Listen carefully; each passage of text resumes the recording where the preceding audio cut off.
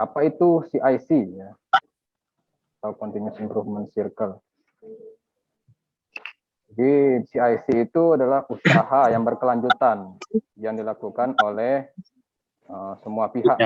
Pihak dalam hal ini adalah karyawan dan manajemen untuk mengembangkan dan memperbaiki produk atau layanan. Oke, sorry ya, saya mute dulu ya peserta semua. Nanti kalau ada yang mau nanya, sementara di chatting dulu. Nanti di akhir sesi kita akan ada, kalau mau nanya silakan tanya jawab. Ya, jadi saya ulangin, CIC itu adalah usaha berkelanjutan yang dilakukan oleh semua pihak, dalam hal ini karyawan ataupun manajemen, ya, untuk mengembangkan atau memperbaiki produk, pelayanan ataupun proses kerja. Nah, metode CIC ini mendorong perusahaan untuk mengukur dan melakukan sistematis proses, mengurangi variasi, ya, atau mengurangi cacat, dan bisa memperpendek cycle time. Nah, apa goals-nya nih, atau tujuan dari CIC ini atau continuous improvement ini? Ya, pertama itu hasil nyatanya kita bisa fokus pada area perbaikan yang mendukung pencapaian sasaran mutu dari perusahaan. Kemudian hasil nyatanya yaitu performa quality indicator sebagai standar minimum keberhasilan program yang mencakup aspek quality, cost, delivery, safety, dan moral, atau biasanya disingkat QC DSM. Ya. Nah, ini biasanya untuk quality control. Kemudian goals-nya yaitu melibatkan seluruh stakeholder sehingga terbangun budaya partisipatif. Ya. Nah, stakeholder ini yang pihak-pihak yang berkepentingan, misalnya ya beberapa departemen, misalnya dari logistik, dari plan, itu bisa dikatakan stakeholder. Kemudian menimbulkan sense of belonging karyawan. Sense of belonging ini rasa memiliki lah. Jadi walaupun itu misalnya aset perusahaan gitu ya, nah itu karyawan merasa memiliki gitu. Tapi jangan merasa memiliki dibawa pulang gitu ya, itu nggak benar itu. Jadi ada rasa memiliki dari aset perusahaan tersebut. Nah, di sini CIC itu mendorong keterlibatan karyawan secara aktif dan membutuhkan komitmen pimpinan dan kemampuan teamwork yang baik. Nah, jadi selain ide dari karyawan, itu juga butuh komitmen dari pimpinan perusahaan ataupun manajemen ya dalam hal ini. Biar CIC ini bisa berjalan ya. Tadi continuous improvement, berkelanjutan gitu ya. Jadi nggak satu kali kita perbaiki selesai terus didiamkan aja gitu kan sampai seterusnya. Nah, ini terus berkelanjutan perbaikannya. Nah, ini mengenai definisi dan goals ya CIC. Selanjutnya, nah ini contoh nih. Jadi mungkin yang masih bingung apa tuh CI ya. Tadi kan definisi dan goals-nya itu masih bingung nih. Nah, ini contohnya nih. Contoh penerapan CI. Nah, before-nya nih, contoh misalnya area kerjanya ya ini mungkin yang bagian administrasi gitu ya. Di area kerjanya itu banyak kertas, ya. Banyak menumpuk kertas, misalnya tagihan ataupun misalnya kayak dari plan ya, mungkin catatan dari mekanik ya, mekanik report gitu ya. Ataupun dari logistik, misalnya permintaan barang dan lain-lain. Nah, ini menumpuk nih di sekeliling mejanya. Nah, setelah mengetahui apa itu CI, nah dia pelan-pelan memperbaiki nih area kerjanya menjadi lebih tertata. Ya, tadi mungkin form-form yang bertumpuk itu bisa dijadikan satu tempat yang ya misalnya yang mekanik activity report itu bisa jadi satu file, satu partner gitu ya, dan seterusnya. Jadi lebih rapi nih. Nah, ini mungkin bisa jadi gambaran ya. Gambaran awal apa itu CI ya. Bagaimana penerapan CI di area kerja kita. Ini contoh sederhananya ini. Kemudian contoh berikutnya, nah ini sering terjadi di gudang mungkin ya ataupun di workshop ya. Yang tadinya masih belum tertata ya, seperti gambar yang di atas ya, before CI itu mungkin barang-barang yang ada di gudang pada saat masuk, nah itu masih belum disusun ya, masih menumpuk di beberapa tempat.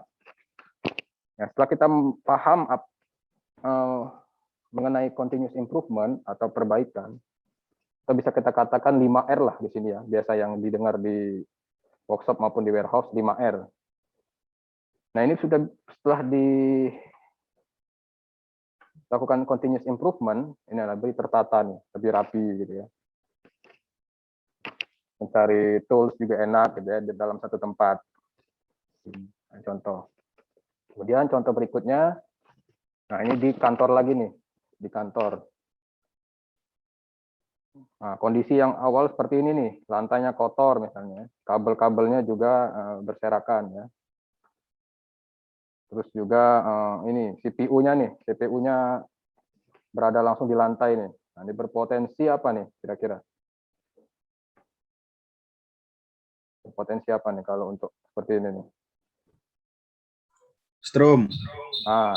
Setrum kan.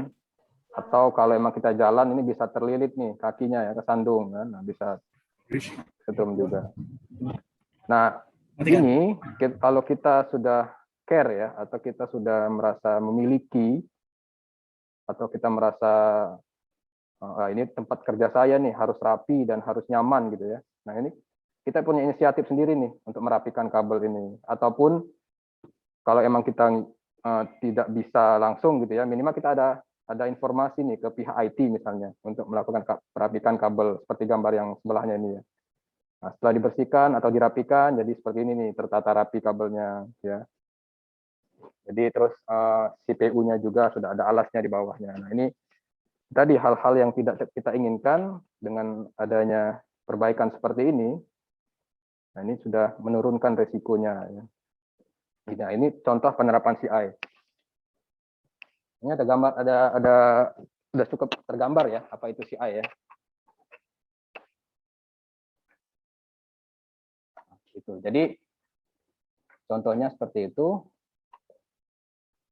Nah, ada beberapa metode nih atau sistematika dan tools yang bisa kita pakai untuk menjalankan atau menerapkan CI ini atau continuous improvement ini.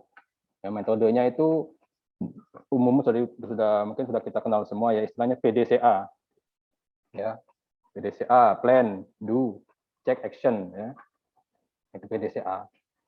Mungkin yang sudah pernah ikut balon gitu kan dari admin ke pengawas, foreman, dari foreman ke supervisor. Nah, ini sudah paham lah ya, apa itu PDCA ya, atau sudah familiar ya dengan istilah ini. Nah, jadi plan ya, itu tahap identifikasi peluang untuk perubahan atau rencana bentuk perubahan. Nah, jadi harus ada plannya dulu nih. Nah, rencana harus direncanakan. Kemudian setelah direncanakan, do ya, diimplementasikan ya dalam skala kecil dulu nih, bertahap. Jadi nggak bisa kita langsung merubah sesuatu itu langsung besar gitu ya. Jadi bertahap dari yang skala kecil dulu, yang bisa kita lakukan sendiri minimal. Kemudian setelah dilakukan perbaikan atau perubahan ya, dicek lagi nih apakah perubahan yang kita lakukan tadi bisa atau berdampak atau ada efeknya gitu. Nah, ini kan mendatangkan perbedaan ya, yang berarti. Nah, ini perbedaan yang berarti. Nah, kemudian jika dianggap sukses ya, nah, bisa diimplementasikan lagi untuk perubahan berikutnya. Ya, dari yang skala yang lebih besar nih. Ya, bertahap, secara bertahap seperti itu. Jadi ya di-planningkan, dilakukan, dicek lagi, kemudian setelah dicek berhasil ya dilakukan lagi nih perbaikan berikutnya. Terus seperti itu. Makanya berbentuk lingkaran seperti ini ya, PDCA. Nah, kemudian ada sistematikanya nih dalam kita menerapkan CI ini atau continuous improvement. Sistematikanya itu 8 tahap quality improvement. Pertama tadi plan-nya tadi ya, kita menentukan temanya dulu nih. Apa yang mau kita lakukan perbaikan. Ya, misalnya dari plan ya, departemen plan ya berkaitan dengan aktivitas yang ada di plan. Kemudian yang dari logistik ya berkaitan dengan aktivitas yang ada di logistik, ataupun yang di departemen lain misalnya produksi atau apa ya, itu berkaitan dengan departemennya. Jadi lebih spesifik gitu ya. Kemudian menentukan macam-macam penyebabnya. Nah, dari tema tadi kita tentukan penyebabnya apa. Kemudian dari macam-macam penyebab tadi kita tentukan nih penyebab utamanya apa. Ya. Jadi yang paling berdampak terhadap perubahan yang akan kita lakukan nanti. Kemudian membuat rencana perbaikan ya dari penyebabnya tadi. Kemudian melakukan tindakan perbaikan ya atau penanggulangan, cek hasil, standarisasi dan rencana berikutnya. Nah, ini nanti kita akan bedah satu-satu nih dari 1 sampai 8 mengenai sistematika ini. Kemudian ada tools-nya juga nih untuk kita menjalankan CI ini. Ya. Ada 7 tools ya atau 7 tools dalam menganalisa masalah. Yang pertama check sheet, menggunakan check sheet. Ya, tools ini alat bantunya ya. Jadi kalau kita mau melakukan CI, itu ada alat bantunya di check sheet yang pertama. Kemudian stratifikasi. Kemudian grafik atau bagan pengendali ya, control chart. Kemudian ada diagram Pareto. Diagram sebab akibat atau fishbone diagram, diagram pencar atau scatter diagram, dan histogram. Nah, dari 7 tools ini ya kita bisa pilih ya, salah satu atau salah 2, salah 3, ya, salah 4 ya gitu. Jadi nggak harus semuanya kita pakai. Jadi yang kita anggap itu mudah untuk membantu kita dalam menyelesaikan permasalahan yang kita ingin angkat gitu ya. Nah, bisa pilih salah satu dari 7 tools ini. Bisa juga pakai semuanya ya gitu. Bisa juga mungkin yang familiar di kita check sheet nih. Ya, bisa kita pakai check sheet aja. Kemudian diagram Pareto misalnya. Nah, bisa kita pilih dari 7 ini. Nah, ini metode sistematika dan tools-nya ya. Nah, kita bedah satu-satu nih.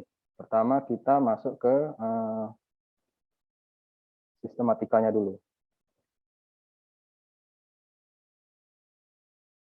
Nah, ada 8 step ya. Jadi menentukan tema dan sampai ke rencana berikutnya. Yang pertama menentukan tema. Ada beberapa step nih dalam kita menentukan tema atau mengambil tema atau pokok permasalahan yang akan kita selesaikan. Ya, langkah-langkahnya ya seperti ini, ada lebih kurang 5 langkah ya. Yang pertama itu kita identifikasi dulu nih masalahnya atau program peningkatannya nih. Ya, identifikasi. Tadi saya bilang sesuaikan dengan departemennya masing-masing ya, lingkupnya ya. Gitu. Kemudian daftar masalah atau program peningkatan yang mungkin bisa diselesaikan berdasarkan data atau brainstorming. Nah, ini harus ada datanya nih. Jadi masalah yang kita angkat itu harus ada datanya agar bisa kita bisa lihat nanti perbaikannya, data sebelum dan sesudahnya. Bisa juga melalui brainstorming ya. Ya, langkah yang ketiga itu evaluasi prioritas masalah atau perbaikan ditinjau dari beberapa faktor. Nah, ini faktor-faktor yang dapat dipertimbangkan nih. Ya, tingkat kesulitannya, hubungan dengan target atau rencana perusahaan, ya, perkiraan waktunya ya, dalam menyelesaikan masalah tersebut. Kemudian hasil yang diharapkan, ya. Dan tingkat pengertian atau pengetahuan akan tema, tingkat kepentingan atau kegawatan, mendesak atau tidak mendesak, dan lain-lain. Jadi yang benar-benar kita paham ya. Jadi yang sederhana kita paham dan bisa membuat efek secara langsung lah ke perusahaan gitu. Kemudian yang step yang berikutnya itu ya teliti lagi nih kondisi yang sudah kita tentukan tadi nih. Tema yang kita angkat tadi kan ada beberapa masalah nih. Nah, kita tempatkan yang prioritas nih, urutan 1 dan 2 dari beberapa tema tadi ya. Misalnya ada 5 nih. Ada 5 problem misalnya ya. Mana yang mau saya ambil nih? Ya. Kita urutkan dulu nih yang 2 yang kira-kira bisa kita selesaikan dalam waktu dekat apa nih? Kita pilih yang itu ya. Kemudian putuskan tema yang diambil untuk kesempatan ini. Jadi langsung diputuskan, jangan berlarut-larut. Sudah ada temanya. Nah, jadi tetapkan target ya. Jadi sudah ada tema, kita tetapkan target tuh. Tentukan timnya ya. Tentukan tim untuk perbaikan dari CI itu ya. Jadi kita nggak bisa perbaiki sendiri nih masalah yang ada di perusahaan gitu kan, yang di tempat kerja kita. Nanti ada timnya, ada yang sebagai leadernya gitu ya, ada sebagai anggota gitu ya. Kemudian buat perkiraan biaya untuk menyelesaikan perbaikan ini. Misalnya nanti ada biaya atau budget yang dibutuhkan, itu bisa disusun. Dan buat jadwal penyelesaian dari tema yang sudah kita angkat tadi. Nah, ini tahapan-tahapannya, tema ya atau pokok masalah. Dan selanjutnya, ya sebagai pendukung dari tema yang sudah kita angkat tadi, jadi kita harus mengumpulkan data nih, ya, data-data yang berkaitan dengan tema yang kita angkat. Ya, step pertama itu kita kumpulkan datanya nih, yang berkaitan dengan tema yang kita ambil. Kemudian, ya biasanya kalau kita melakukan perbaikan itu kan ada data sebelum ya, sebelum kita perbaikan dan sesudah perbaikan. Nah, jika belum ada data sebelum misalnya, ternyata itu program yang mau kita ajukan itu program baru tuh. Nah, bisa kita mulai kumpulkan data yang saat ini nih, ya. Kita kumpulkan data saat ini, misalnya 3 bulan sebagai data awal, 3 bulan berikutnya itu sebagai perbaikannya. Nah, kemudian kelompokkan data, ya, sehingga masalah yang dinyatakan dalam tema itu menjadi jelas. Data-datanya juga jelas, tuh, terukur. Step kedua ya, kemudian menentukan masalah nih. Ya, tentukan tolak ukur atau kontrol poin dari masalahnya tadi. Ya, tentukan masalah atau seberapa besar penyimpangan yang terjadi dengan memakai tolak ukur juga. Ya. Masalah yang sudah diketahui penyebabnya langsung, nah, dibuat langkah penanggulangannya. Ya, masalah yang belum diketahui perlu dianalisa lagi. Nah, gitu. Jadi kalau kita sudah tahu penyebab langsungnya, ya bisa langsung kita tentukan perbaikannya, gitu kan. Tapi kalau belum tahu, kita bisa analisa lebih lanjut lagi. Ya, nanti menggunakan tools-tools yang tadi kita sebutkan di awal. Nah, selanjutnya menentukan macam penyebab. Ya. Nah, jadi kita persempit nih masalahnya nih. Ya. Jadi apabila masih luas, ya kita persempit masalahnya. Ya, atau secara ya dikelompokkan atau distratifikasi ya, terlebih dahulu. Kemudian bila masalahnya dalam rangkaian proses yang panjang, nah kita bisa membagi-bagi nih prosesnya nih. Yang mana yang bisa kita lakukan perbaikan dari beberapa proses tersebut. Jadi nggak usah semuanya nih dari awal sampai akhir. Misalnya prosesnya, proses tahap yang kedua misalnya yang bermasalah, kita bisa ambil di situ. Dan susun diagram sebab akibat, ya, sumbang saran atau brainstorming. Ya, sebabnya apa, terus akibatnya seperti apa. Nah, tadi menggunakan tools ya, bisa pakai diagram sebab akibat ataupun diagram fishbone. Nah, catatan di sini untuk menyusun hipotesa atau perkiraan atau diagram sebab akibat merupakan teknik yang sangat berguna. Jadi faktor-faktor atau penyebab yang ada harus mengungkapkan pengaruhnya secara jelas dan konkret ya, pada hasilnya nanti. Jadi sebab akibatnya harus jelas nih ya, dari permasalahan yang kita angkat. Dan yang ketiga, menetapkan penyebab utama. Nah, ada beberapa hal ya. Jadi bisa kita dengan data atau teknik Pareto. Jadi misalnya penyebabnya ada 10. Nah, dari 10 penyebab ini mana yang terbesar nih? Misalnya 5 terbesar yang mau kita lakukan perbaikan. Jadi fokus di 5-nya aja. Jadi enggak, yang sisa 5-nya nanti itu untuk perbaikan berikutnya. Atau misalnya fokus di 3 besar aja nih, ya, yang paling dominan. Dan pilih faktor atau penyebab yang bisa dikendalikan. Nah, dalam hal ini yang bisa kita lakukan perbaikan secara langsung, gitu. Atau bisa dilakukan secara tim ya, di departemen masing-masing. Misalnya di plan ya, plan. Misalnya. Kalau misalnya terkait dengan logistik, terkait dengan produksi, nah mungkin itu bisa dijadikan step berikutnya. Nah, untuk step awal ya kita masih di internal plan sendiri misalnya.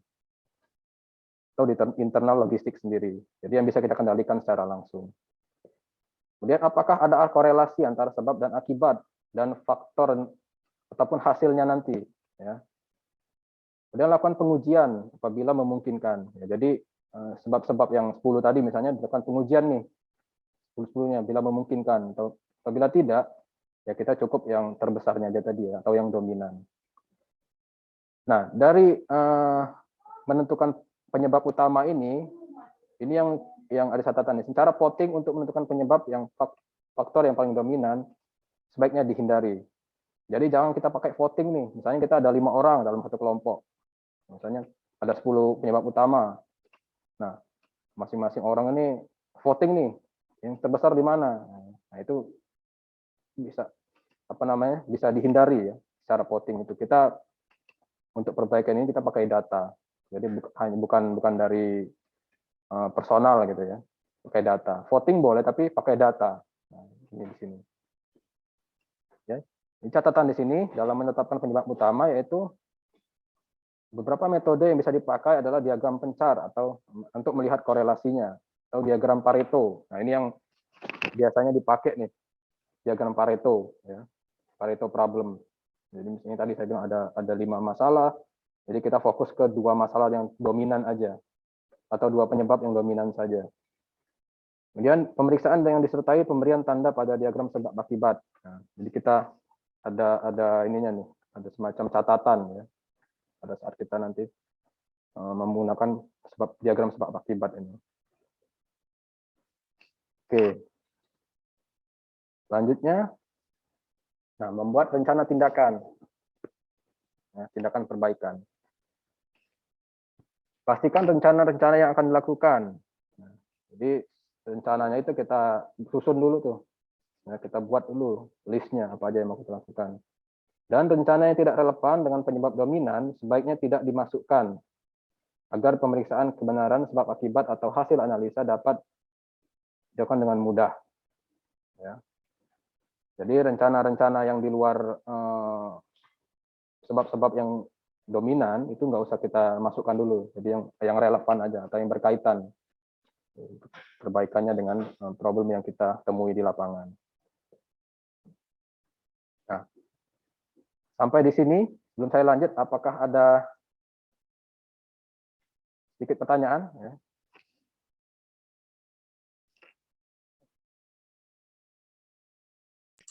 Aman, lanjut. Lanjut ya. Oke. Kalau saya terlalu cepat, bilang aja interupsi aja ya. Takutnya nanti kan di sana delay suaranya.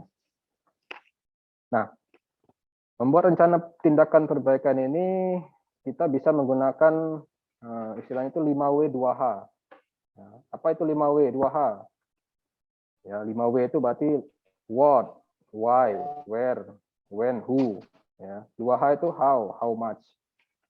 Nah, what itu menunjukkan penyebab atau faktor dan sebaiknya dipertegas ya akibat sebelum ditanggulangi.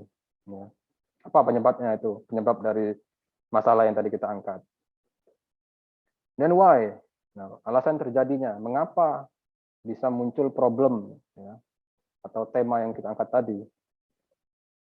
Where? Ini menunjukkan tempat kejadiannya, ya, di mana kejadian yang kita temukan itu, ya, atau masalah yang kita temui itu di mana? Ya, di workshop, di gudang, gitu ya, atau di lapangan, atau di kantor, ya, itu harus jelas. When ini menunjukkan waktu yang diperlukan ya, untuk penanggulangan. Nah, kapan kita bisa melakukan perbaikannya itu? Nah, gitu. Dan ini juga tempatnya. Kapan, di mana tempat perbaikannya nanti, gitu kan? Jangan sampai nanti kita nemuin masalah di misalnya di logistik, gitu ya. Tempatnya nanti perbaikannya di kantor, di lapangan, gitu kan? Nah, itu kan nggak nyambung. Gitu ya. Kemudian who? Nah, siapa PIC-nya nih? Tanggung jawabnya. Biasa kita sering dengar istilah PIK gitu kan. Nah, siapa PIC yang bertanggung jawab terhadap rencana-rencana perbaikan yang sudah kita susun? Harus jelas tuh. Kemudian how? Menunjukkan cara. Nah, caranya seperti apa? Nah, dan how much? Nah, ini kalau butuh anggaran, nah, anggaran biayanya tuh seberapa besar untuk menanggulangi problem yang tadi sudah kita temui, yang akan kita perbaiki. Nah, ini ya, 5W 2H. Selanjutnya, yang kelima yaitu ya kita melakukan tindakan perbaikan. Jadi sudah kita susun semuanya tadi ya, rencana-rencananya. Kita lakukan perbaikan nih. Ya, melaksanakan penanggulangan sesuai dengan rencana yang telah dibuat ya. Nah, tadi. Jadi action plan itu penting atau rencana itu penting tuh. Jadi bisa kita ukur nanti. Dan semua orang yang terlibat ikut berperan serta secara aktif sesuai dengan pembagian tugas yang telah disepakati. Nah, tadi pentingnya dibuat tim ini. Jadi kita nggak bisa melakukan perbaikan sendiri. Nah, kita bagi-bagi tugas nih. Ya, perannya si A apa, di si B apa. Nah, bergerak semua ya secara tim untuk melakukan tindakan perbaikan.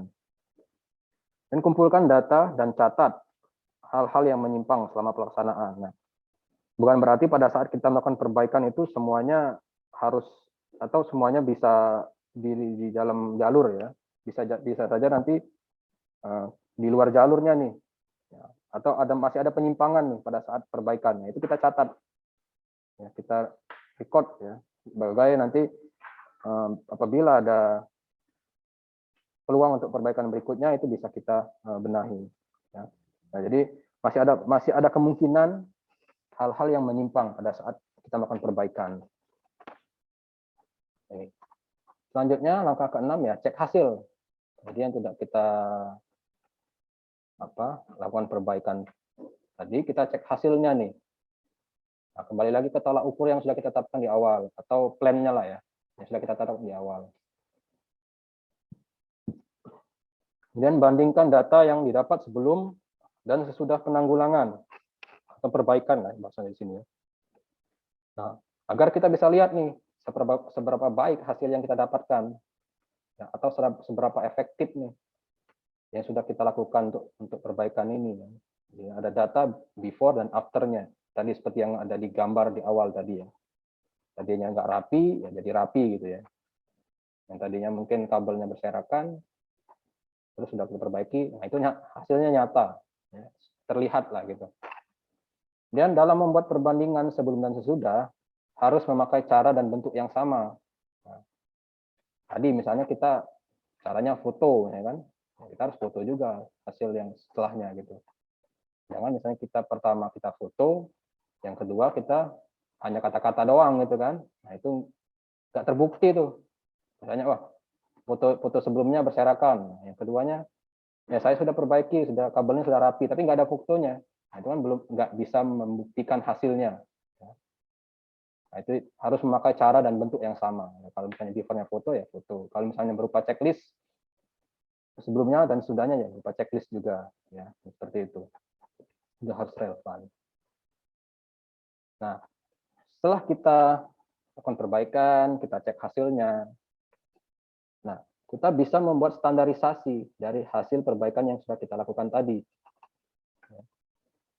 Nah, standarisasi di sini bukan hanya melakukan atau menuliskan sebagai dokumen. Ya. Biasa kita familiarnya standarisasi itu SOP gitu ya. SOP atau instruksi kerja gitu ya. Atau misalnya apalagi itu JSA dan lain-lain. Tetapi harus, nah ini yang penting nih, menjadi pola pikir ya, atau pola kerja kita sebagai karyawan. Jadi standarisasinya itu bukan hanya berbentuk dokumen, tapi ya kita sendiri nih yang kalau misalnya ngelihat sesuatu yang nggak standar, kita tak tahu nih standarnya seperti apa. Ya.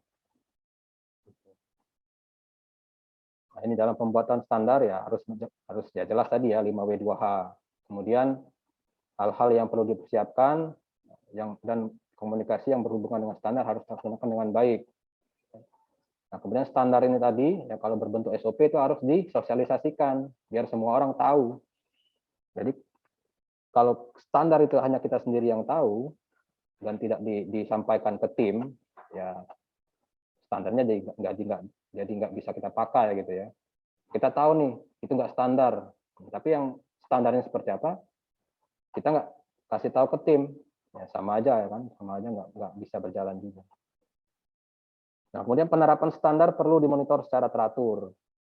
Ya, contoh misalnya SOP yang sudah kita buat atau sudah dibuat oleh HO dan disampaikan di lapangan. Nah itu tim di lapangan juga bisa melakukan cross check terhadap penerapan SOP itu. Ya. Jadi SOP itu belum sepenuhnya 100% benar gitu kan. Namanya kita buat dalam ya beberapa tim gitu kan pasti ada pas di lapangan mungkin ternyata ada yang belum termasuk di SOP. Nah itu bisa kita monitor tuh, bisa jadikan masukan dari proses-proses yang sudah ada di SOP tadi. Nah, itu perlu dimonitor secara teratur. Nah, alasan ya, dua alasan utama lah mengapa standarisasi perlu dilakukan. Ya. Ya, pertama, kalau tidak ada standar, tindakan penanggulangan atau perbaikan yang sudah dilakukan dengan berjalannya waktu sedikit-sedikit akan ya kembali lagi seperti awal. Ya. Jadi masalah yang tadinya sudah kita selesaikan bisa timbul lagi, gitu. Karena tadi tidak ada standarnya atau standarnya belum dibuat, gitu ya. Tadinya sudah bagus, harusnya dijadikan standar, tapi tidak dibuat standarnya, ya balik lagi ke awal. Jadi sia-sia. Kemudian tanpa adanya standar yang jelas, kemungkinan besar masalah akan muncul ya, apabila pengganti pelaksana. Misalnya ada orang baru tuh di site yang misalnya di site A gitu ya, orang lamanya mutasi ya ke tempat lain atau site lain, ya, masuk lagi orang baru di situ. Nah kalau tidak ada panduan atau berbentuk standar ya, ya pasti orang baru ini mikirnya ya dia akan menerapkan pola kerja yang sesuai yang dia mampu atau sesuai yang dia dapat di sebelumnya gitu kan. Jadi yang sudah diperbaiki belum tentu yang dianggap sama yang orang baru ini betul gitu ya. Karena nggak ada standar. Kalau udah ada standar, nah itu bisa jadi panduan lah buat orang-orang baru dalam menjalankan aktivitas di lapangan. Nah itu ya, mengapa kita perlu standarisasi, ya gitu. Nah yang terakhir ini rencana berikutnya. Nah nanti kita dari misalnya tadi yang kita sampaikan misalnya ada 5 yang sudah kita perbaiki, misalnya 3, masih ada 2 kan. 2 hal yang belum kita perbaiki atau penyebab-penyebab yang belum diperbaiki. Nah, itu bisa kita jadikan rencana perbaikan berikutnya. Sampai jadi 5-5-nya itu nanti bisa 100% gitu kan. Nah, itu rencana perbaikan berikutnya. Oke, ini 8 langkah atau 8 step tadi ya. Jika ada yang mau ditanyakan, nah silakan sebelum kita masuk ke 7 tools-nya nih atau 7 alat bantunya untuk kita melakukan perbaikan atau kita menjalankan CI atau continuous improvement di tempat kerja kita. Silakan kalau ada pertanyaan. Atau lanjut dulu.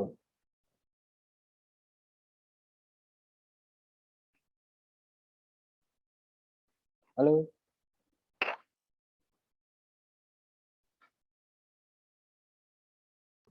Ya, ada peserta yang ingin menanyakan. Masih mendengarkan semua kan? Ya, sambil ngopi nggak apa-apa ya kan? Sambil makan snack nggak apa-apa ya. Tempat masing-masing gitu. Ini sudah jelas ini atau jelas ini? Jelas atau jelas ini? Ya. Jelas, Pak. Jelas ya. Siap, Ade. Saya sebenarnya saya tadi lupa memperkenalkan diri ya. Saya langsung maju-maju, langsung jalan-jalan aja ini. Saya ada yang belum kenal juga di sini nih. Saya orang baru, muka lama kali ya. Saya coba lihat dulu pesertanya di sini nih. Oke.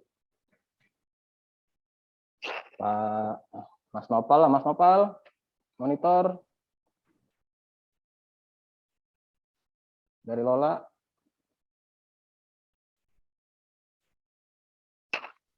Masuk pasar. Kabar. Siap, sehat ya di sana. Halo, halo. Halo. Terkopi kah suara di sini? Halo, halo, halo. Sehat, sehat. Oke. Kameranya, Pak.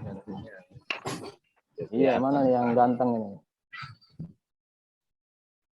Kopi. Ini jaringan jelek. Kita pakai jaringan sendiri Oke, ini. siap. Ganteng. Halo. Oke, siapa lagi nih? Mas Kopi Mas kah Pulon. suaranya? Kopi ya. Mas Pulon gimana? Jelas tadi? Dengarkan, Cing. Materi? Masuk, Pak. Sinyalnya agak putus-putus di sini, Dir. Betul. Ada pertanyaan? Sementara lanjut, Pak. Lanjut ya. Oke. Baik, kita lanjut ya. Lanjut ke tools-nya nih. Ada 7 tools. 7 basic tools of quality improvement. Jadi ada alat bantunya nih untuk kita melakukan perbaikan atau continuous improvement. Atau kalau bahasa Jepangnya itu kaizen ya. Kalau pernah kerja di perusahaan-perusahaan Jepang kayak Hino gitu ya, atau Yuti. Nah, itu familiar istilahnya kaizen, ya, continuous improvement. Perbaikan yang berkelanjutan. Gitu. Ya, apa aja tuh 7 basic tools of quality improvement? Pertama ya check sheet, yang kedua grafik, ya. Yang ketiga diagram sebab akibat atau fishbone diagram, diagram distribusi, histogram, stratifikasi, diagram Pareto, kemudian diagram penjara atau scatter diagram. Nah, tadi yang saya bilang 7 tools ini bisa kita pakai semua atau ya seperlunya aja. Ya. Misalnya check sheet, fishbone atau Pareto ya cukup itu aja yang sudah mewakili, yang familiar aja. Pertama check sheet. Nah, ini check sheet saya rasa udah semuanya familiar ya, apalagi yang tim di lapangan. Check sheet biasa kita inspeksi kan, mirip-mirip seperti itu.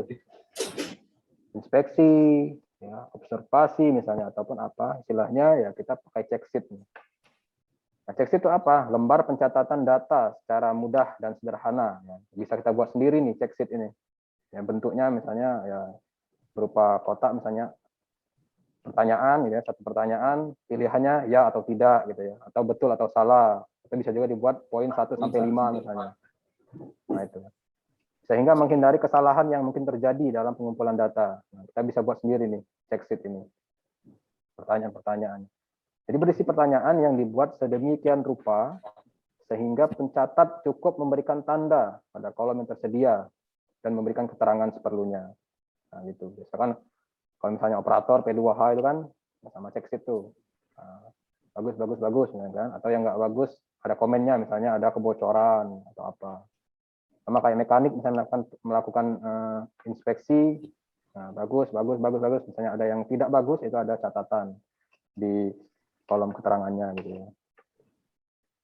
Nah, tujuan dari check sheet ini ya mempermudah proses pengumpulan data ya dalam bentuk yang dapat dengan mudah digunakan atau kita analisa.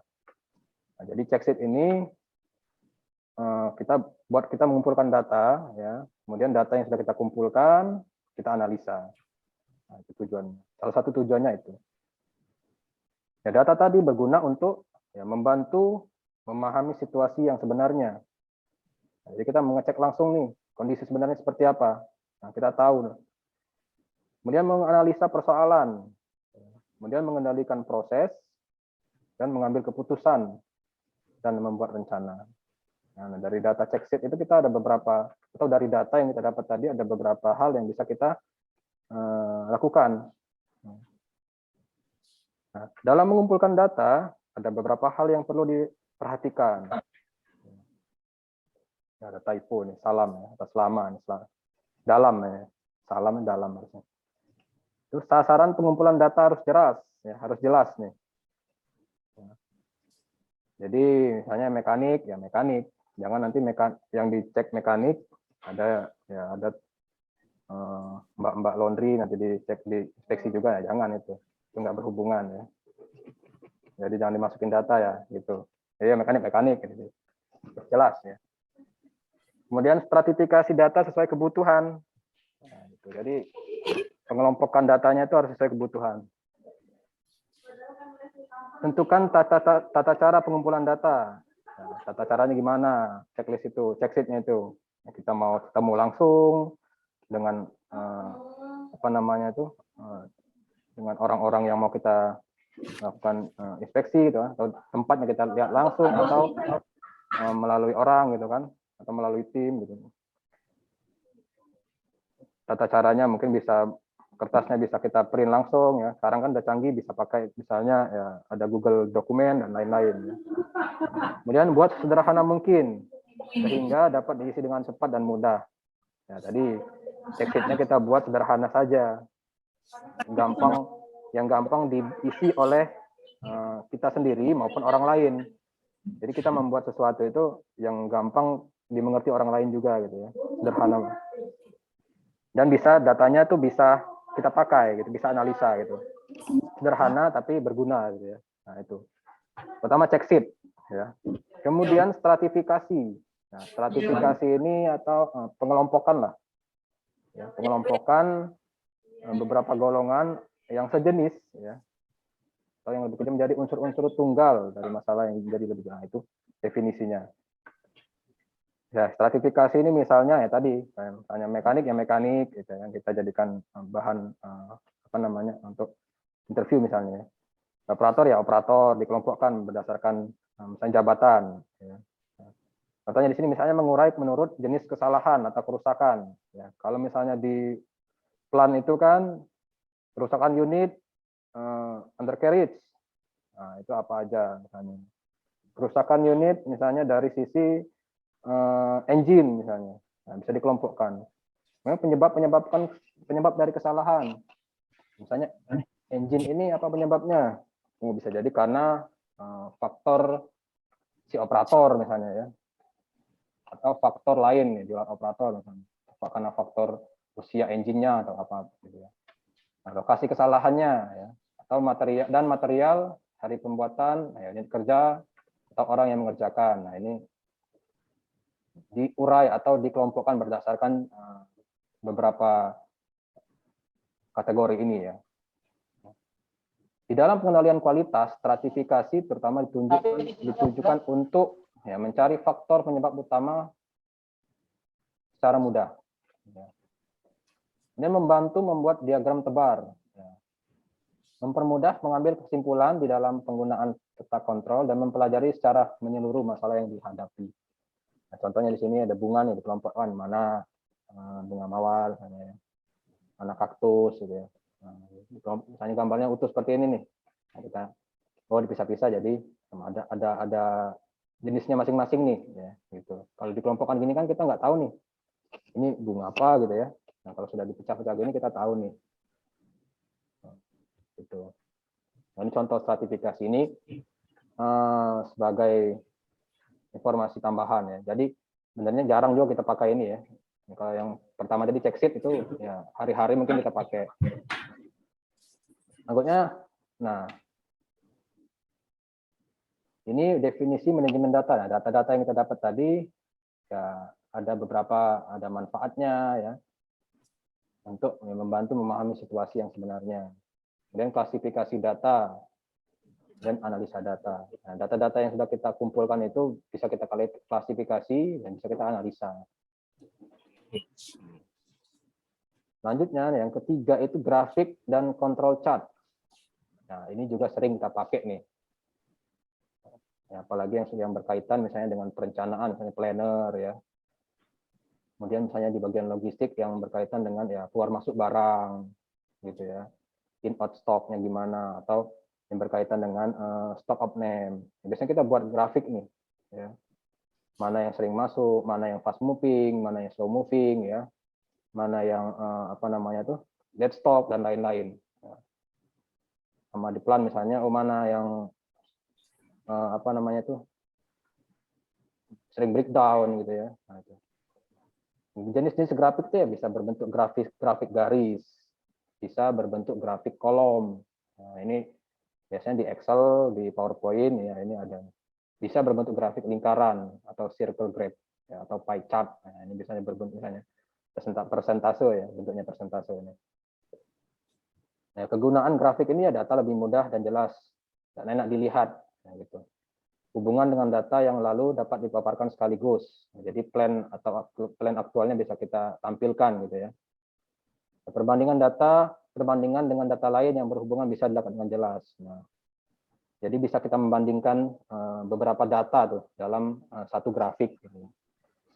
Misalnya kayak data produksi gitu ya, data PA atau availability unit, data UA dan lain-lain seperti itu. Biasanya berbentuk grafik.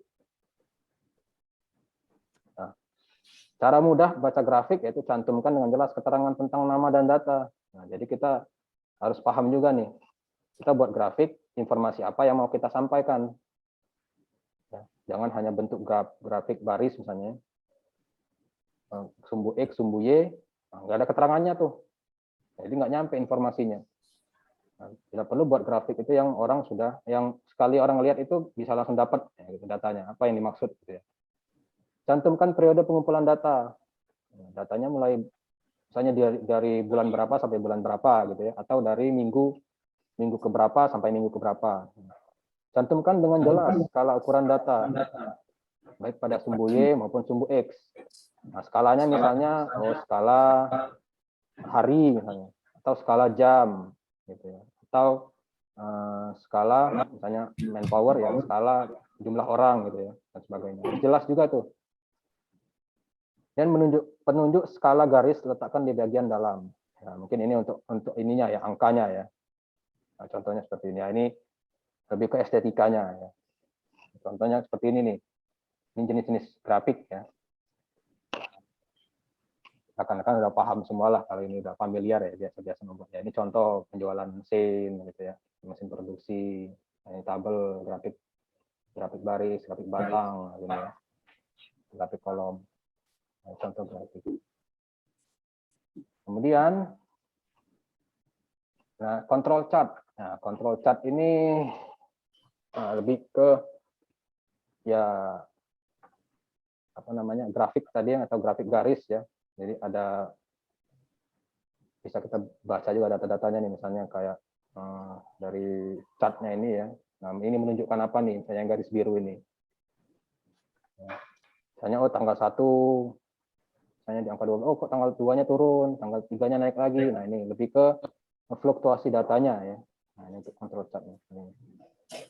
Jadi yang hijau ini batas atau plannya ya, batas minimumnya ya, sebagai targetnya. Nah, yang biru inilah nih aktualnya nih.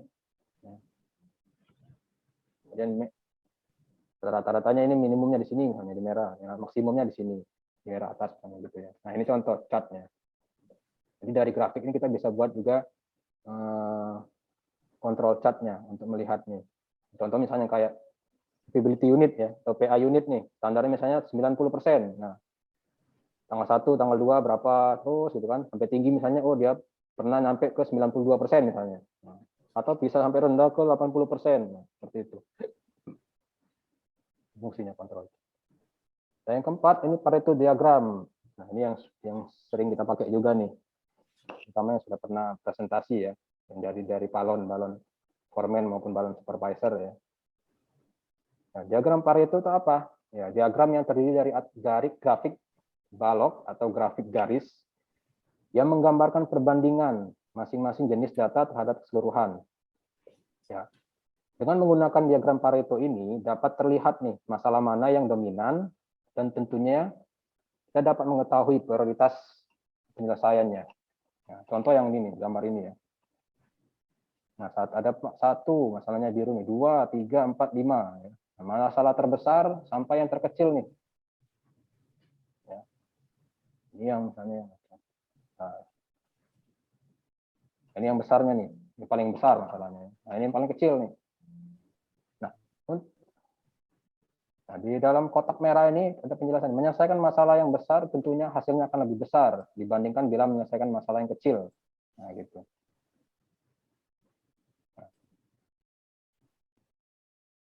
Jadi masalah yang besar ini maksudnya yang dominan ya, yang dominan. Menjadi latar belakangnya apa yang dominan. Misalnya kita dari 5 masalah ini anggap aja 100% gitu ya. 100%. Nah, bila kita menyelesaikan 3 nih, 1 misalnya, 1,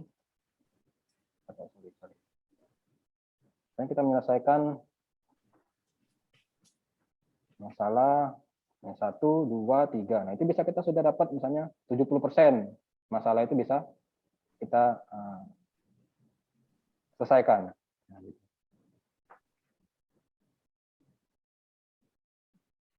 Jadi istilahnya kalau diistilahkan ya, Pareto itu penemunya ini ya, diagram Pareto itu ya, Vilfredo Pareto namanya.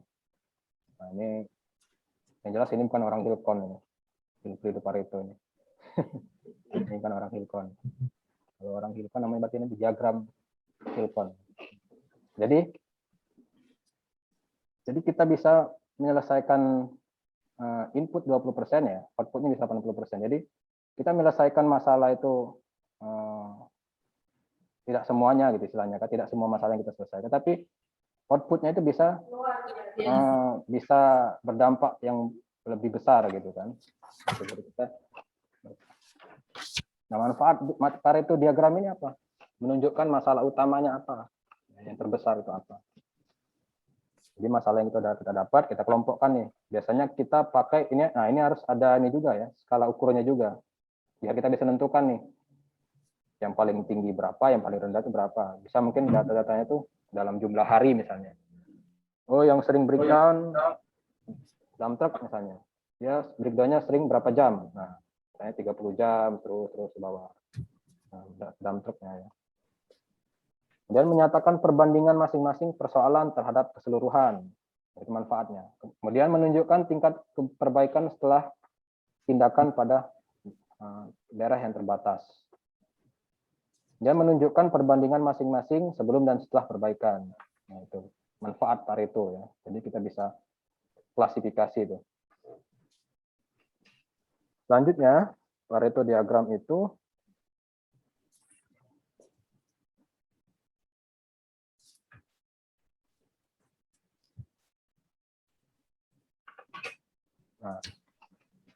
cara membuatnya seperti ini.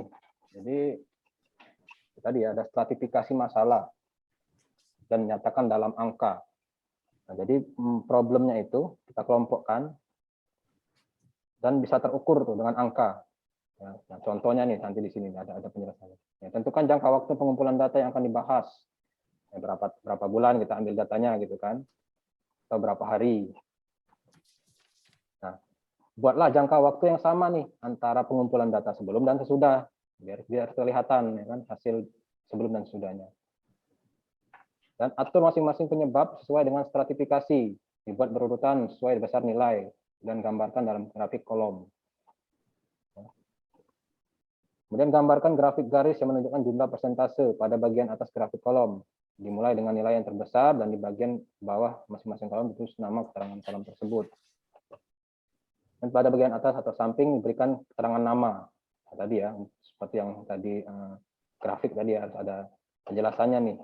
Ya, ini 0 sampai 20 ini apa nih? Oh, ini jumlahnya nih kan, gitu, jumlahnya. Yang ini yang adjust, loop, install, replace ini apa nih? Oh, ini tipe servisnya. Oh, berarti motor itu sering servis itu, oh ini dia sering adjust aja nih, ya gitu. Nah, adjuster ini ya, atau sedang adjust ini ya itu 55% nih.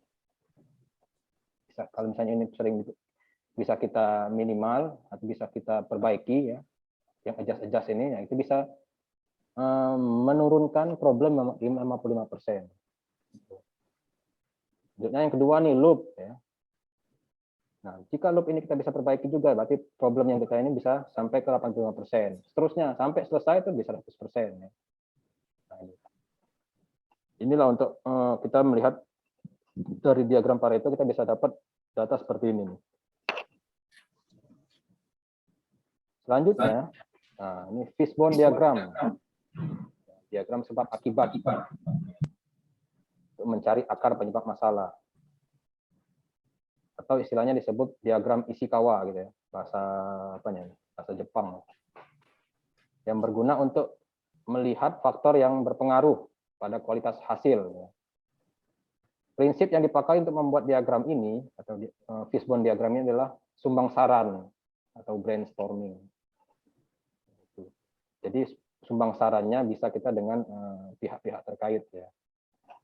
Nah, ini sudah kita sudah familiar lah ya yang dengan mengenai ini yaitu diagram tulang ikan. Nah, kepala ikannya ini biasanya ini penyebab utamanya ya, sebab utamanya di sini. Nah, sebab utama ini, nah ini sebab-sebab yang mempengaruhi dari munculnya sebab utama ini dari sisi manusia atau dari sisi mesin ya, dari sisi material, metodenya dan lingkungannya. Nah, jadi sebabnya ini. Nah, akibatnya nanti apa? Kualitasnya ya, dari sisi nanti perbaikannya nih. Misalnya dari manusia sebabnya apa, nanti akibatnya apa.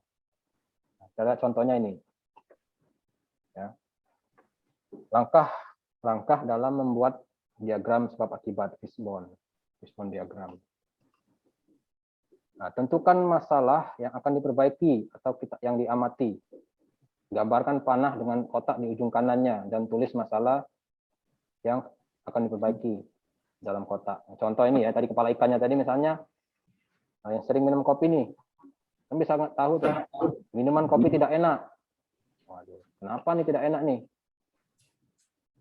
Nah, yang kedua, cari faktor utama yang mempengaruhi suatu tersebut. Ya. Kemudian tuliskan dalam kotak yang telah dibuat di atas tanah, di antara kotak dengan tanah yang ada. Nah, misalnya nih minuman kopi tidak enak. Tadi kan ada faktor orang ya, faktor manusia, metodenya ya, faktor lingkungan, faktor peralatan, atau faktor material atau bahan. Nah, dari 5 faktor ini, apa aja nih yang mempengaruhi ini? Nah, cari lebih lanjut, yang ketiga ya, cari lebih lanjut faktor-faktor yang lebih terperinci, yang mempengaruhi faktor utama tersebut, tulis ya. Nah, tulis di masing-masing bagian itu.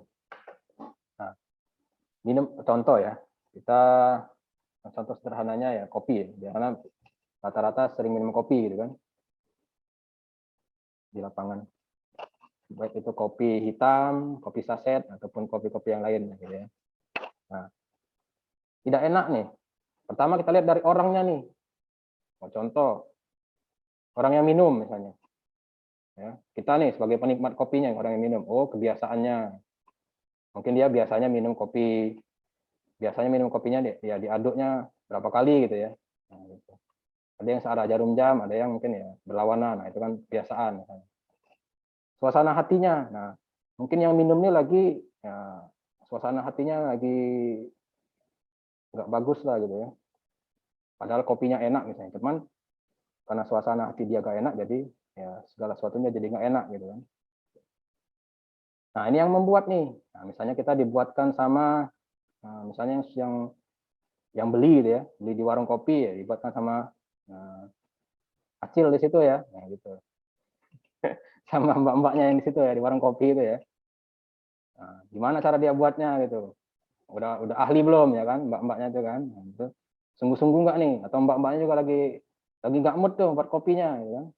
Ini waktunya. Nah, mungkin diaduknya cuma sebentar gitu ya, jadi nggak larut gitu kopinya. Nah, ini yang buat, terus yang menyajikan, ada yang menyajikan juga nih, ramah nggak gitu. Biasa kan kalau di kafe-kafe gitu kan, nah, yang menyajikan rambut panjang cantik gitu ya, nah, itu bisa mempengaruhi juga tuh. Nah, kopinya tadinya mungkin biasa aja jadi enak gitu kan, tapi kalau yang menyajikannya nggak ramah, ya kopi itu udah pahit tambah pahit gitu kan. Kemudian kerapihan nih, ya, dari segi packagingnya misalnya, ataupun dari segi kemasannya gitu ya. Kopi Starbucks ya, sama kopi Starling ya itu beda ya kan. Starbucks itu ya yang kafe, Starling itu ya Starbucks keliling ya pakai sepeda gitu kan. Nah, itu beda. Ini cara membuat, nah, macam-macam lah ya. Ya urutan menuangnya, pakai pemanasan atau pakai cara membuatnya pakai kayu bakar atau pakai listrik atau pakai minyak ya, kompor minyak maksudnya ini ya, atau pakai gas, mungkin ada yang pakai areng gitu ya atau arang. Kemudian saat lingkungannya nih, nah minumnya kapan nih? Minum kopinya itu. Biasa kan kopi itu kalau lagi hangat-hangat nih, kadang pagi ya atau siang gitu ya, atau malam, tergantung waktunya nih. Paling enak kapan? Kalau misalnya kita biasa minum kopi pagi nih, tiba-tiba sekali-sekali nyoba kopinya jadi minum sore gitu ya, minum kopi sore. Nah, itu kan beda pasti rasanya kan. Kopinya enak jadi nggak enak gitu. Kemudian dari tempatnya nih, tempatnya ya kebersihan ruangan gitu ya, ukurannya. Nah, ini segala sesuatunya kita masukkan di sini nih.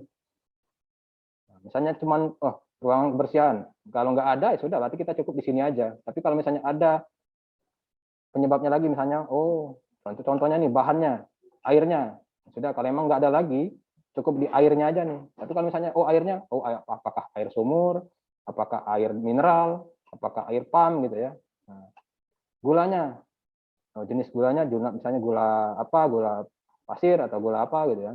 Tempat menyimpan gulanya nih, nah, di toples kah atau di plastik atau apa, nah kan gitu. Kemudian kopinya, dan jenis-jenis kopinya, tempat penyimpanannya, umur kopinya, tingkat kehalusannya, ya, tingkat kemurnian kopinya. Nah, ini jadi pengaruh. Nah, ini penjelasannya nih. Garis panah ini pertanyaan mengapa yang berantai akan membantu mencari faktor utama. Jadi selagi itu masih ada jawaban mengapa kopinya, mengapa ada waktunya, nah itu masih ada terus tuh. Mengapa penyimpanannya? Oh, penyimpanan tempatnya mungkin yang nggak baik. Gitu. Oh, durasi penyimpanannya mungkin waktunya sudah lama kopinya, jadi nggak enak gitu kan. Nah terus tuh mengapa, nah, terus sampai berakar ya, bercabang gitu ya. Nah penyebab utamanya itu yang keempat, jika sudah lengkap diagramnya, cari penyebab utama. Ya penyebab utamanya yang kecil-kecilin tadi nih. Oh, kemurnian kopinya mungkin kurang, ya, yang panah-panah yang cabangnya ini. Nah ini kita kelompokkan nih. Mengapa minuman kopi itu tidak enak misalnya? Oh, karena yang tertingginya itu misalnya ya, karena yang minum, ya, minum suasana hatinya lagi nggak mood misalnya. Sudah tanggal 30-an gitu kan, nah, tapi gaji belum masuk nih. Nah, itu pengaruh tuh. Kopinya yang tadinya enak, jadi nggak enak kan, nunggu gajian. Gitu ya, suasana hati. Atau kemarin yang dapat 2 kali transferan, nah jadi tiba-tiba berubah tuh, yang tadinya nggak enak jadi enak kopinya tuh. Oke, kemudian nah ini penjelasannya.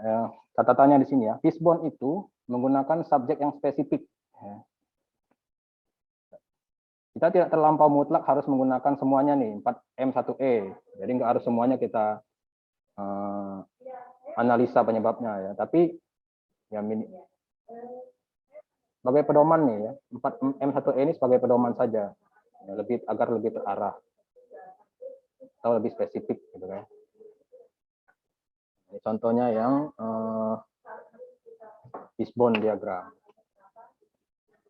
Selanjutnya, nah ini scatter diagram. Nah ini scatter diagram ini diagram sebar. Ya. Ya, ini menggambarkan korelasi antara dua data yang berbeda. Dengan memakai diagram ini, kita bisa melihat nih, atau bisa kita uji data-data tersebut mempunyai korelasi atau tidak. Ya, sebagai contohnya ini nih, ya, jumlah kunjungan dengan hasil penjualan, ya, dari hari pertama sampai hari ke-40 nih terhadap hasil penjualan. Nah, kita bisa lihat nih, kita mau ambil datanya antara jumlah kunjungan sama hasil penjualan ini ada korelasi nggak gitu. Nah, kita bisa menggunakan scatter diagram ini. Nah, ini pun jarang kita gunakan gitu ya. Jarang kita gunakan scatter diagram ini untuk aktivitas kita di pekerjaan. Nah, ini contoh aja. Nah, jika itu harga maksimum jumlah data itu misalnya lebih besar, ya, dari data yang sudah kita uji sebelumnya, itu berarti ada hubungan nih. Jadi antara jumlah pelanggan yang datang sama jumlah apa namanya tadi hasil penjualan itu ada korelasinya, gitu ya. Nah, ini orang statistik ini biasanya yang lebih paham detail mengenai scatter diagram ini. Oke, yang selanjutnya nah ini histogram ya, atau diagram batang ya, yang berfungsi yang menggambarkan distribusi data yang berupa karakteristik mutu ya. Nah, ini dibuat tabel dulu, nah, baru kita nanti bisa membuat diagram seperti ini atau histogram seperti ini. Ya. Nah, jenis-jenis histogram ini bentuk normal ya mungkin atau bentuk multimodal, bentuk miring. Nah, ini macam-macam ini ada di Excel atau di PowerPoint ya gitu. Kemudian langkah membuat histogram ya, kumpulkan data ya, sama ya, data dulu yang perlu kita kumpulkan. Tentukan maksimum minimumnya ya. Hitung panjang atau range-nya ya, range datanya ini. Tentukan kelas satu sisi dan sebagai patokan, hitung jumlah data pada masing-masing kelas ya. Gambar histogram. Nah, ini kan contohnya nih. Histogram frekuensi sama berat badan. Jadi ada hubungannya nih. Oh, yang paling banyak berat badannya itu di misalnya 32 kilo gitu ya. Paling banyak nih. Yang 32 kilo ini berarti masih umur-umur ya, sekolah SD ya kali ya. Jadi kita mau tentukan nih berapa berapa orang yang berat badannya sekian. Nah, ternyata di sini ada yang paling tinggi di sini. Yang lainnya ini ya tersebar di masing-masing berat badannya gitu ya. Nah, ini poligonnya, poligon frekuensinya, dan ini histogramnya.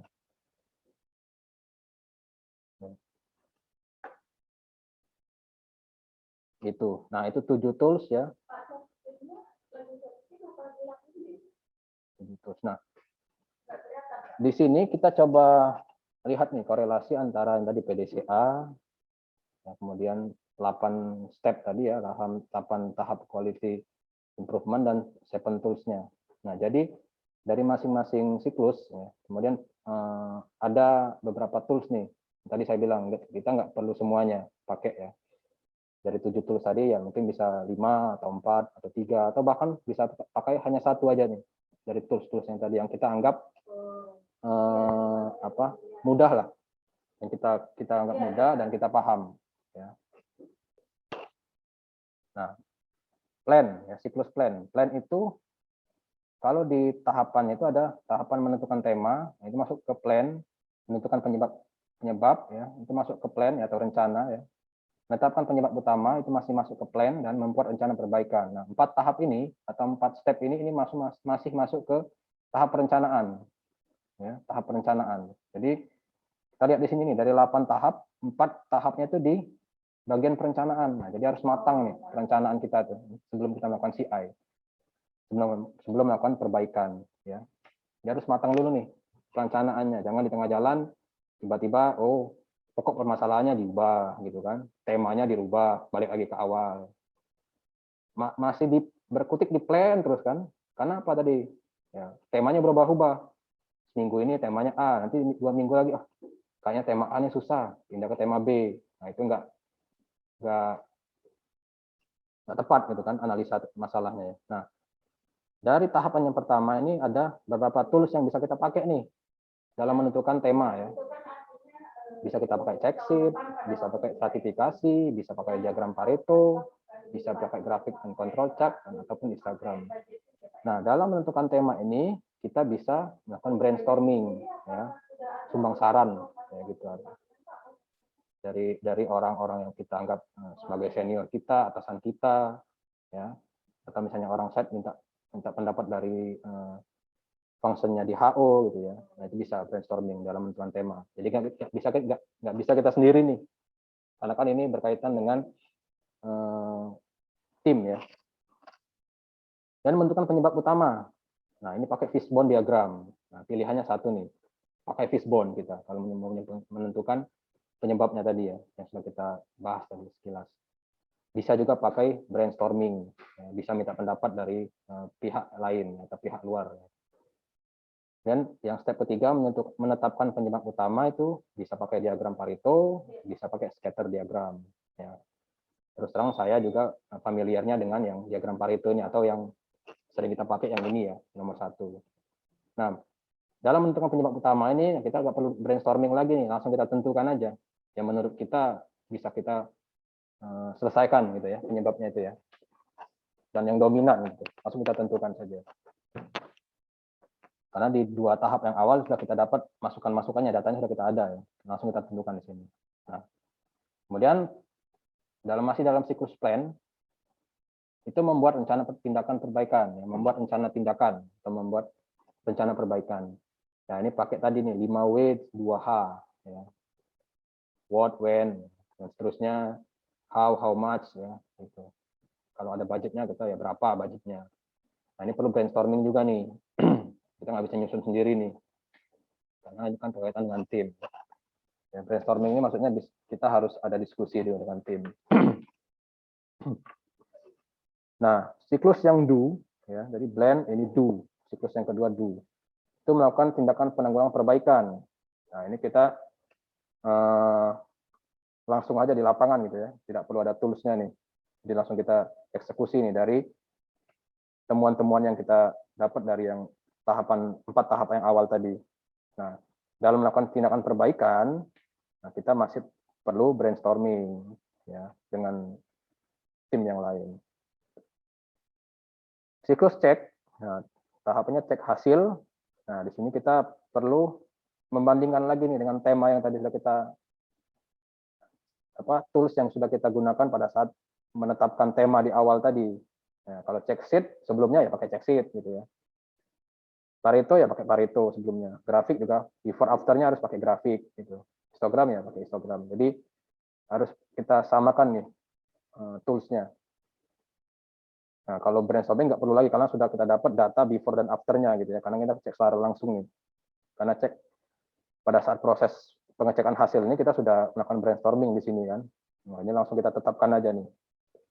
Gitu, langsung tentukan data before afternya. Nah, untuk actionnya ya ada 2 tahapan di sini, standarisasi. Nah, standarisasi ini contohnya yang sederhana bisa kita melakukan revisi jika ada kekurangan atau jika ada SOP yang perlu kita perbaiki ya dari sisi flow prosesnya ya. Ataupun kalau memang belum ada SOP, kita buat SOP baru berarti, usulkan untuk membuat SOP baru. Nah, ini pastinya butuh brainstorming dari beberapa pihak karena yang namanya SOP itu kan mencakup beberapa bagian. Nah, yang terakhir ini rencana berikutnya. Nah, diagram Pareto tadi, misalnya ada 5 masalah kan kita prioritasnya itu paling di 2 atau 3 yang paling dominan. Nah, yang sisanya untuk perbaikan berikutnya. Perlu lagi brainstorming. Putar seperti itu ya. Kembali lagi ke plan. Tahap 1 sampai 8 ini siklusnya berputar, PDCA. Yang jadi korelasinya ya antara PDCA, 8 step, ya, 7 tools. Nah, ini untuk keterangannya brainstorming atau tidak untuk memudahkan aja nih. Nah, SMART. Nah, dalam kita menyusun CI ini ya, pada saat kita menyusun CI atau continuous improvement, nah, istilah SMART ini biasanya dipakai di ya beberapa aktivitas ya. SMART. SMART itu macam-macam. Kalau kita di sini pakainya S itu spesifik ya. Spesifik. S itu spesifik. Ya. Tujuannya itu harus spesifik dan jelas. Kenapa kita mau melakukan perbaikan atau melakukan continuous improvement? Tujuannya harus jelas, harus spesifik. M, measurable. Nah, bisa terukur nih, harus bisa terukur dengan angka ya. Bisa terukur dengan angka ya, bisa persentase, bisa berupa angka ya, satuan ya. Bisa juga berupa ya bilangan desimal, bisa juga berupa target hari dan sebagainya. Jelas harus terukur. Dan achievable dan bisa dicapai. Nah, tujuannya tadi harus bisa dicapai. Jadi jangan tujuan yang masih di awang-awang gitu ya istilahnya ya, masih ngayal lah gitu. Nah, ini harus jelas tujuannya, harus realistis. Kemudian relevan. Nah, tujuannya harus tepat sasaran atau sesuai. Atau ya tujuannya tuh tepat sasaran atau sesuai itu ya dengan bagian kita sendiri, misalnya ya dari plan ya tujuan departemen plan gitu ya atau apa gitu. Jangan misalnya plan berlarinya ke yang lain misalnya. Time bound. Nah, ada batas waktunya nih. Tetapkan batas waktu. Nah, dalam kita menyusun CI itu ada batas waktunya. Sebulan, 3 bulan, 6 bulan atau 1 tahun gitu ya. Nah, kita yang bisa menentukan sendiri melihat situasi dan kondisi yang ada di perusahaan ya atau di site tersebut. Ini SMART. Biasanya SMART ini juga bisa dipakai untuk ya, pada saat kita menyusun KPI, menyusun program kerja, ya, dan lain-lain. Jadi sebagai panduan SMART istilahnya. Nah, dan terakhir, kalau kita sudah bisa ya menerapkan CI di kehidupan sehari-hari ataupun terutama ya pada saat kita bekerja ya, itu bisa menumbuhkan ya, beberapa sikap kerja yang positif nih. Nah, ini yang kita ambil, yang bisa kita ambil di sini ya pertama itu kreatif.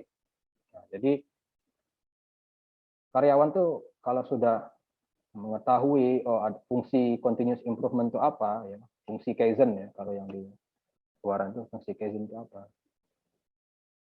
Ya memiliki sikap yang kreatif nih. Jadi punya rasa ingin tahu terhadap proses, hasil, dan permasalahan di tempat kerjanya. Jadi kalau misalnya ada masalah, apa ya penyebabnya, apa ya cara perbaikannya gimana ya. Jadi ada muncul kreatif. Kemudian melihat masalah dalam berbagai sudut pandang dan berpikir solutif. Nah, jadi misalnya ada satu masalah, itu bisa apa namanya menganalisanya dari beberapa sudut pandang nih. Jadi nggak hanya menyalahkan satu pihak atau jadi dianalisa dulu, gitu kan.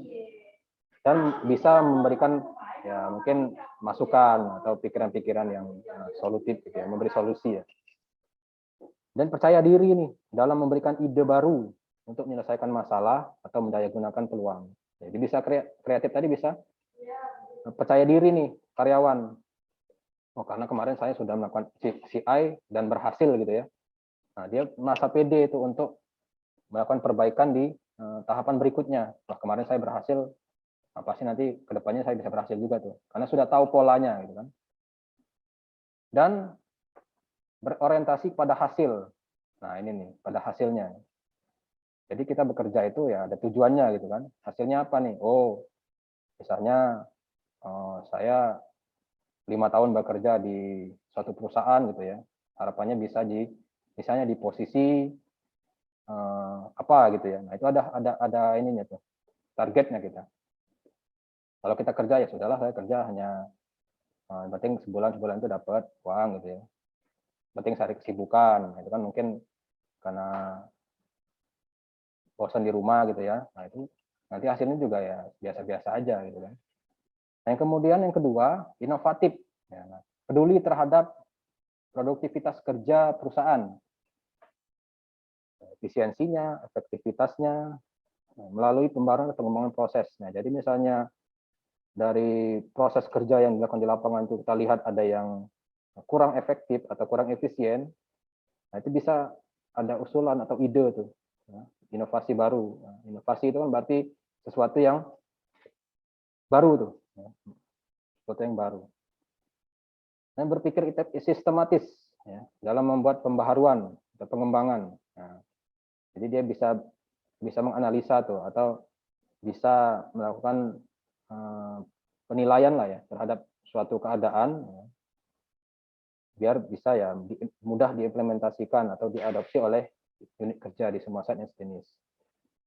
Jadi inovasinya itu. Jadi dia bisa inovasi yang dia bisa sampaikan ke perusahaan itu bisa diterapkan di semua site gitu ya. Intinya itu. Nah, kemudian bisa menumbuhkan sikap kerja yang produktif.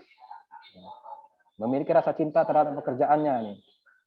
Nah, dia cinta pekerjaan. Kalau orang sudah cinta pekerjaan ini, dia mau melakukan apapun lah gitu ya. Kalau sudah cinta itu kan, ya, apalagi misalnya cinta dengan lawan jenis, ya kan pasti kita siap melakukan apapun. Ya, gitu.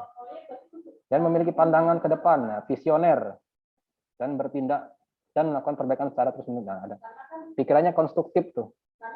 Jadi dia, misalnya ada sesuatu itu, ada lagi idenya, ada lagi hal-hal yang bisa dia kasih ke perusahaan gitu ya. Kemudian mempunyai kontribusi positif terhadap lingkungan kerja. Nah, dalam skala kecil, orang yang memahami atau pola pikirnya sudah ada continuous improvement ya, itu bisa apa istilahnya tuh ya memberikan aura yang positif lah gitu ya.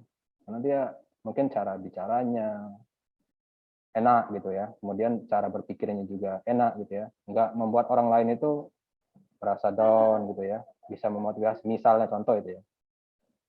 Kemudian mampu mengatasi persoalan kerja dan dapat menyesuaikan diri dengan perubahan. Nah, ini dia bisa istilahnya itu ya bisa menyesuaikan diri lah dengan lingkungan kerja yang baru ya. Gitu. Nah, ini CIC itu bisa menumbuhkan sikap kerja di 3 ini nih. Kreatif, produktif, dan inovatif. Nah, itu ya. If semua nih. Nah, mudah-mudahan setelah training ini ya yang hadir di sini pelan-pelan bisa mulai menerapkan nih CI ini seperti apa gitu kan. Terutama yang nanti ya yang paling yang penting sih nanti yang buat teman-teman yang mau menghadapi assessment gitu ya. Nah, inilah kira-kira bayangannya menyusun presentasi itu seperti ini. Ada alurnya seperti ini. Ya, ini bisa kita terapkan juga di kehidupan sehari-hari gitu ya. Si A itu ya mungkin di rumah melihat ada sesuatu yang kurang enak dilihat ya, yang kita perbaiki gitu ya. Itu si A juga tuh. Perbaikan secara terus-menerus. Nah, demikian pemaparan materi dari training continuous improvement ini. Silakan kalau ada yang mau didiskusikan. Ya. Terima kasih atas perhatiannya. Silakan buka sesi tanya jawab nih.